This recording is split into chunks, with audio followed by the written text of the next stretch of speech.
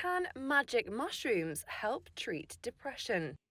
Apparently so, according to data from a new clinical trial conducted by London-based pharmaceutical company Compass Pathways. I think this is an exciting finding, and it offers a new avenue to treat patients with considerable unmet need. The mid-stage study involved 233 patients with so-called treatment-resistant depression who have failed to benefit from at least 2 antidepressants. Each participant received a single 25 mg, 10 mg, or a 1 mg dose of a synthetic formulation of the compound psilocybin. Psilocybin is the main psychoactive ingredient found in magic mushrooms. After 3 weeks, researchers found that the patients who received the highest dose had significantly reduced symptoms of depression versus those given the lower dose. Guy Goodwin, Chief Medical Officer at Compass, says the trial is the largest of its kind. The treatment we're trying to employ is psilocybin, COMP360. That's a crystalline synthetic form of psilocybin, which we give as a single administration to patients with psychological support. And we have followed them up after this treatment for up to 12 weeks. So how does the drug actually work?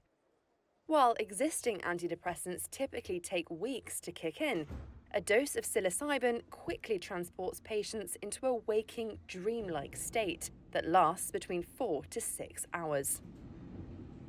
Consultant psychiatrist at King's College London, James Rucker, explains.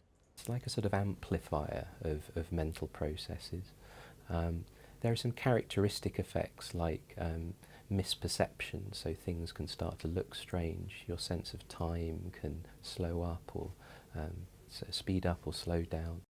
And the idea with psilocybin therapy is to go to the dark places in your mind where you might find a little gem of insight about why you might be feeling the way you're feeling. The study showed that about 20% of patients in the highest dose group, 25 mg, saw a sustained response after 3 months, versus roughly 10% in the 1 mg control group. Rucker says these findings are a step in the right direction, given patients suffering from depression currently have limited treatment options. Other experts caution that while the trial's findings are positive, they are not spectacular. One of them is Ravi Das, Associate Professor at the University College London Institute of Mental Health. He points out that there were uneven numbers of severely depressed patients in each group, with significantly fewer severely depressed people in the apparent effective high-dose group. And although patients were only enrolled if they were not considered to be at a clinically significant risk of suicide, 3 patients in the high-dose group demonstrated suicidal behaviour within 12 weeks of treatment. But Goodwin says by studying depression, suicidality is going to be a feature of the illness course.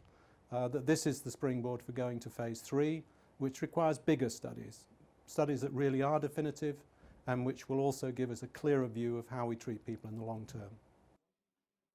Psychoactive ingredients, whether derived from cannabis, LSD, or magic mushrooms, have long captivated mental health researchers. Psilocybin is classified as having no medicinal value in most regions. Navigating the complex legal hurdles to access these compounds has slowed the pace of research. But with motivated scientists and a growing burden of poorly treated mental health conditions, the field of psychedelic research has exploded.